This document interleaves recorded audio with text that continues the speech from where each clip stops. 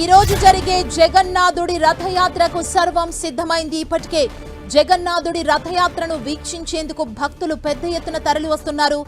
దేశ విదేశాల నుంచి పూరి జగన్నాథుడి రథయాత్రను చూసేందుకు భక్తులు భారీగా తరలి వస్తున్నారు.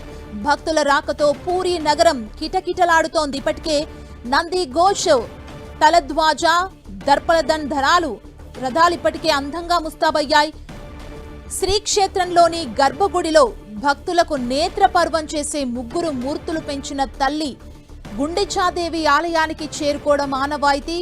భారతదేశంలోని ప్రముఖ పుణ్యక్షేత్రాల్లో రథయాత్రల్లో ఉత్సవ విగ్రహాలను ఊరేగిస్తారు.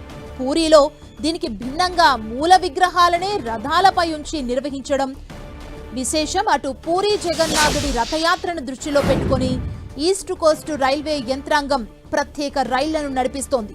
అటు ఈ వేడుకలో దాదాపు 12 లక్షల మందికి పైగా భక్తులు పాల్గొంటారన్న అంచనాతో అధికారులు విస్తృత ఏర్పాట్లు చేశారు.